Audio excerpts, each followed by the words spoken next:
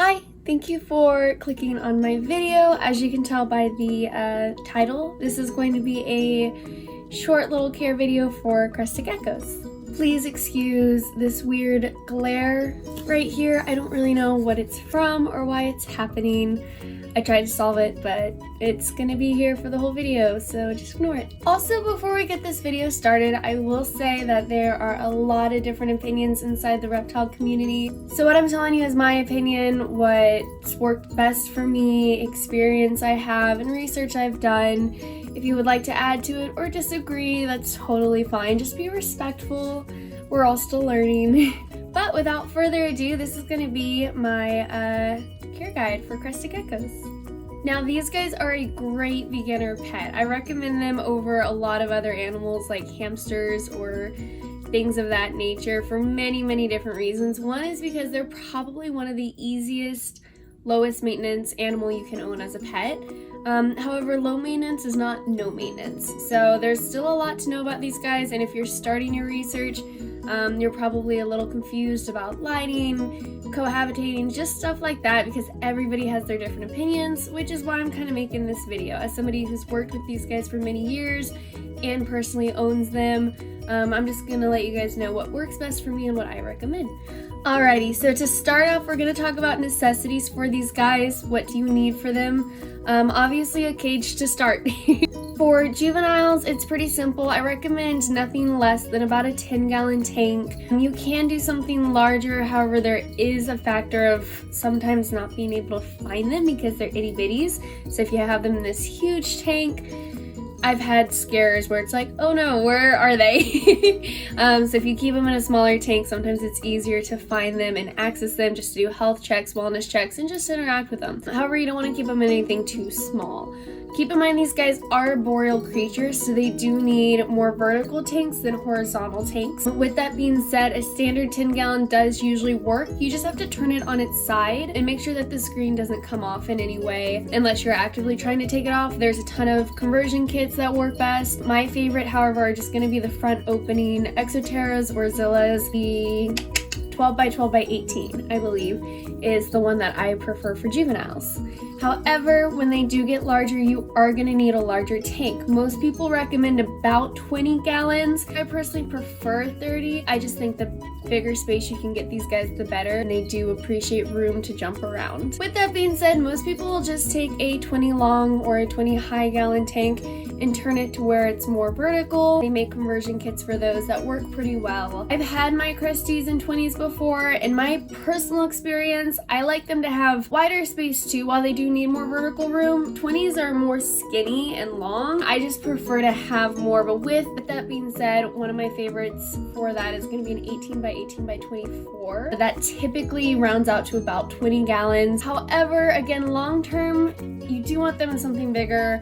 Mine are currently all in an 18 by 18 by 36. That's about 28, a little less than 30 gallons. But bare minimum, I'd say about 20 to 30 gallons when they're adults. So that's the tank. Now we need to talk about what to put inside the tank. I'm gonna go ahead and start out with substrate. It is probably the most heavily debated area for all reptiles inside the community. My personal preference is going to be anything that's safe for them that can hold moisture because it helps with their humidity levels. I usually do a mixture of cypress moss and then any sort of cocoa fiber. I usually will mix that together with some moss just to create more humidity. If you are doing loose substrate, I do recommend hand feeding insects, just to avoid them taking in any of that loose substrate. It doesn't happen that often with Cresties because they are arboreal. They typically don't eat on the floor, so you don't have to worry about impaction too much.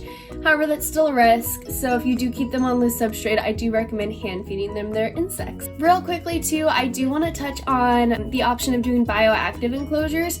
For crested geckos, they are probably, in my opinion, the best reptile to do a bioactive enclosure with. So if you're ever interested on doing bioactive for Cresties, having live plants, stuff like that, I actually have a bioactive crested build on my channel, so there's that you can look at as well. Alright, so we've gone over substrate. The next thing is going to be decor. What are you going to be putting inside your tank? The important thing to note is that they are arboreal species. They do like to hang out in taller areas. So you want to make sure you have a lot of hides accessible up in the higher areas of your cage. They make hanging and vertical hides. You also want to make sure there's plenty of foliage, either fake or real plants. You just want to make sure that you can look into the tank and not be able to just spot, okay, there's my Crested Gecko on a single leaf that's in the enclosure. You want to look in and have to actually look for them because they're so covered. These guys can get very insecure, like all reptiles, if they're out and exposed and open. So you just want to make sure that you have plenty of hiding options for them. Another thing to note is that you want to have a lot of sturdy branches or vines up high. That way they can move around from place to place. They want to have a lot of different area space that they can land on and hide in up tall. With that being said, you also want to try and keep their food and water up high as well. In my experience, almost every Crested Gecko I've ever had experience with can find their food or water if it's on the floor of their tank, on the substrate of their tank. It's not the biggest deal, but if you are a beginner and you're trying for the first time and you have a baby Cresty, I do recommend getting arboreal feeding platforms just because that's where they spend their most time and it's easier for them to eat higher up. Now, when it comes to water, a lot of people will say that they can drink from water dishes just fine, and a lot of Cresties can. However, if you can offer a dripping system for them, that is going to be preferred, whether that be a waterfall, one of the little jugs that has a little dripping nozzle in it that they make for a lot of chameleons, or just heavily misting multiple times a day. They do, in my experience, see moving water a lot better than still water, and so you want to make sure that there is constantly moving water, if not constant, at least the majority of the time that they're in their tank moving water.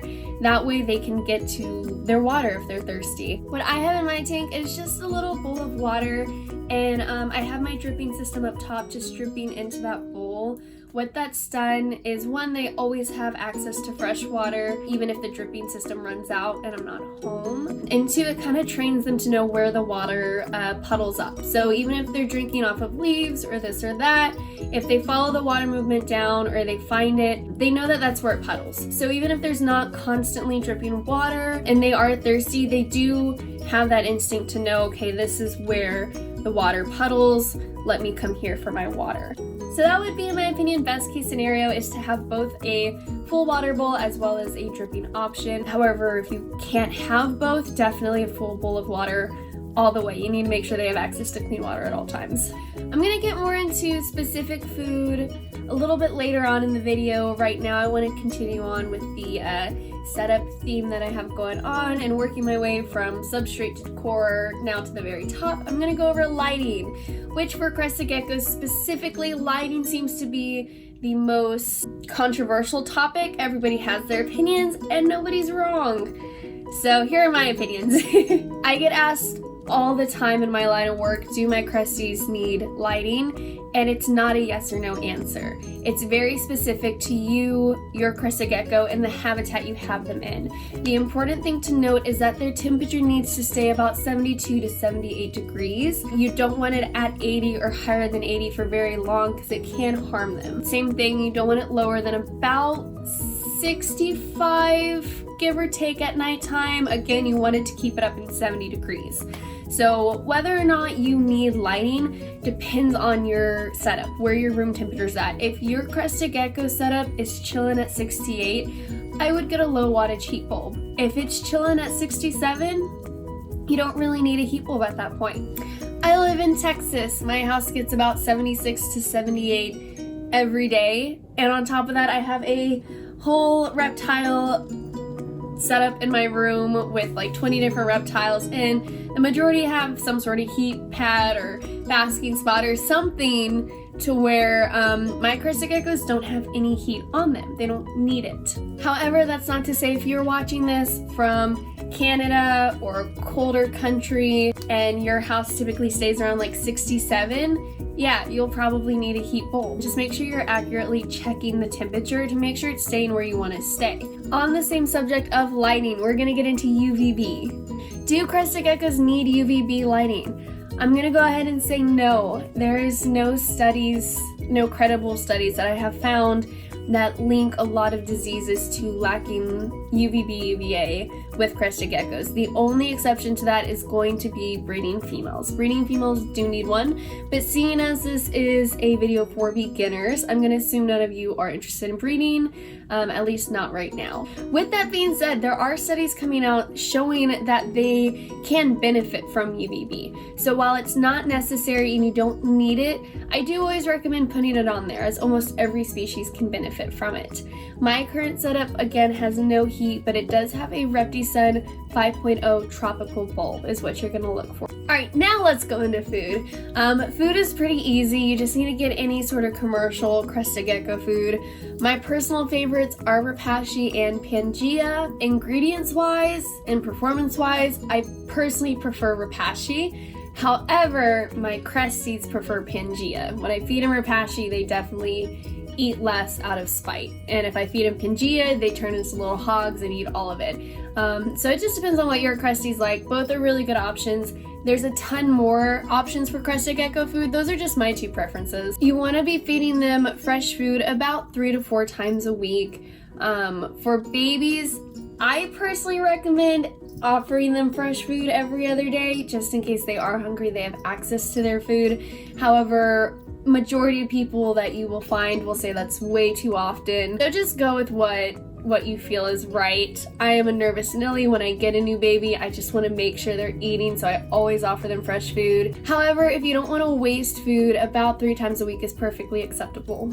On top of whatever commercially available crested gecko food you find and choose to feed them, they're also going to need little buggies. For buggies, I personally prefer feeding them about twice to once a week.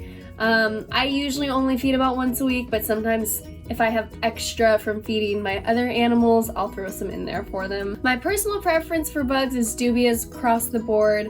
I have more videos up actually talking about the differences in bugs. However, some people will argue that that's too much protein for a Crestie and prefer just to feed them crickets. Either way, crickets or dubious, those are both good for them. You can also feed worms like mealworms and waxworms. They can just be a little bit fattier, and mealworms can be a little bit harder to digest, especially if your temperatures are on the lower spectrum. So feed sparingly as a treat about once a month if you would like to. What I personally do is I have my worm colony set up in my room, and I feed out worms just whenever my local stores are out of crickets and dubious. Now, if you are afraid of insects, or your parents are, or that's just not something that your Crestie will eat. I've met many crested geckos that won't eat insects. There is a solution. Pangea and Repashy both make a specific diet for crested geckos that don't eat insects. It's essentially the same crested gecko diet, but with insects mixed in, just to make sure that they're getting everything they're gonna need. On the topic of food, let's go ahead and go over supplements. Do crested geckos need supplements? Again, heavily debated. You don't need to add supplements to their crested gecko diet, whether Repashy, Pangea, whatever it is. It should have everything that it needs for them, so you don't need to add any extra calcium or stuff like that. Whether or not you add calcium to your insects depends on the specific food you're eating. I only add calcium about every other week that I feed insects, because they should be getting it from their food. However, I do notice a difference in activity when I just stop giving it to them altogether. So I do give it about once every other time I feed insects. You just want to make sure that the calcium you're giving them is phosphorus free. So I know I already went over water a little bit earlier, but I'm going to go over water and humidity again kind of together.